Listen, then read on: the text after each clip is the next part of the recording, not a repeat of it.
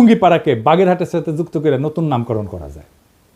তো এতে একটা জেলা কমে যাবে। তো একটা জেলা যদি কমে যায় তাহলে আমরা কোনো একটা জায়গাকে, যেমন ভৈরব বা লাকসামকে নতুন জেলা ঘোষণা করে মোট জেলার সংখ্যা 64 রাখা যায়। এখন সময় আসছে একটা প্রতীকী কিন্তু বাস্তব সিদ্ধান্ত গ্রহণের। গোপালগঞ্জে বাংলাদেশের মানচিত্র থেকে কেবল এক প্রশাসনিক জেলা হিসাবে না, একটা দমন পীড়নের দুর্গ হিসাবে, বাকশাল মুজিববাদের দুর্গ হিসাবে চিহ্নিত করার ইতিহাস থেকে মুক্ত করতে হবে। টুঙ্গিপাড়া বা গোপালগঞ্জ কখনো একটা পরিবার বা মতাদর্শের ব্যক্তিগত দুর্গ হতে পারে না। এটা বাংলাদেশ নামের জাতির অংশ।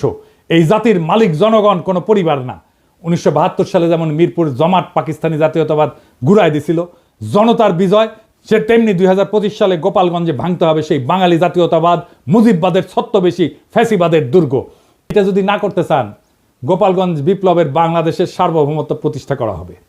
আপনারা এক সপ্তাহ টিকতে পারবেন না, আর্মি পুলিশ কিচ্ছু লাগবে না, জাস্ট আপনাদের সাপ্লাই চেইন বন্ধ করে দেওয়া হবে। আপনারা বাইরে হতে পারবেন কিন্তু ঢুকতে পারবেন না। সব ইকোনমিক অ্যাক্টিভিটিস বন্ধ হয়ে যাবে, জ্বালানি তেলের সাপ্লাই বন্ধ হয়ে যাবে, গ্যাস বন্ধ হয়ে যাবে, ইলেকট্রিসিটি সাপ্লাই বন্ধ করে দিলে আপনারা শেষ। আগে ঘোষণা দেওয়া হবে, শহর ছাড়েন, 24 ঘন্টার মধ্যে ফাঁকা হয়ে যাবে শহর।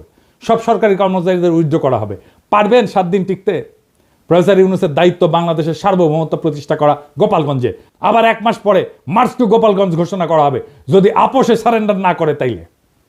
বেগম জিয়া বলছিলেন গোপালগঞ্জের নামই বদলায় যাবে, গোপালগঞ্জ আর থাকবে না। শুনেন, আপনি কি এখন মুখটা বন্ধ কেন? এই যে মহিলা, আপনার মুখটা এখন বন্ধ কেন বলেন তো? কি বলছিলেন এতক্ষণ ধরে?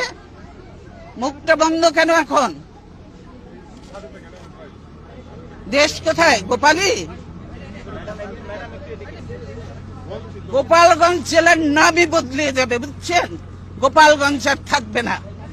এইটা বাস্তবায়ন করতে হবে। এর জন্য 2টা কাজ করা যায়।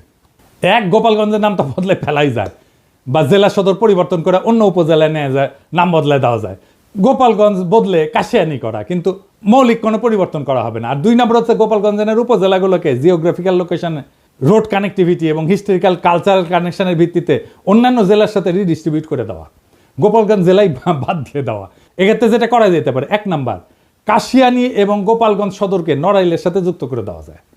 মাকসুদপুর উপজেলাকে মাদারীপুরের সাথে যুক্ত করে দেওয়া যায়। কোটালীপাড়াকে বরিশালের সাথে যুক্ত করে নতুন নামকরণ করে দেওয়া যায়। আর টুঙ্গিপাড়াকে বাগেরহাটের সাথে যুক্ত করে নতুন নামকরণ করা যায়। তো এতে একটা জেলা কমে যাবে। তো একটা জেলা যদি কমে যায় তাহলে আমরা কোনো একটা জায়গাকে, যেমন ভৈরব বা লাকসামকে নতুন জেলা ঘোষণা করে মোট জেলার সংখ্যা 64 রাখা যায়। এখন সময় আসছে একটা প্রতীকী কিন্তু বাস্তব সিদ্ধান্ত গ্রহণের।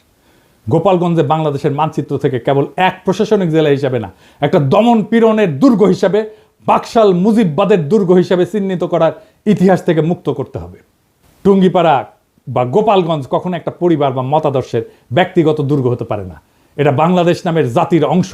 এই জাতির মালিক জনগণ, কোনো পরিবার না। 1972 সালে যেমন মিরপুর জমাট পাকিস্তানি জাতীয়তাবাদ ঘুরায় দিছিল, জনতার বিজয়, সে তেমনি 2025 সালে গোপালগঞ্জে ভাঙতে হবে সেই বাঙালি জাতীয়তাবাদ, মুজিববাদের ছত্রবেশী ফ্যাসিবাদের দুর্গ।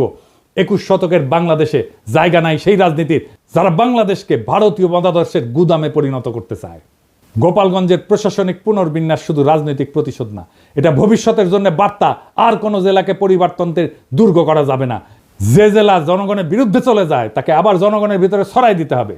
এই দেশ কারো ব্যক্তিগত জমিদারি না। মুজিববাদ না বাংলাদেশ জিন্দাবাদ, বাকশাল না গণতন্ত্র জিন্দাবাদ, টুঙ্গিপাড়া না সার্বভৌম বাংলাদেশ জিন্দাবাদ। আমরা চলছি, আমরা চলা শুরু করছি, আর থামবো না। এবার শুধু ঢাকাই না, আবার হবে মার্চ টু গোপালগঞ্জ। যদি না মানে আপোষে, তবে শুরু হবে গণজনতার শুদ্ধি অভিযান। গোপালগঞ্জ থাকবে না, থাকবে শুধু বাংলাদেশ। ইনকিলাব জিন্দাবাদ।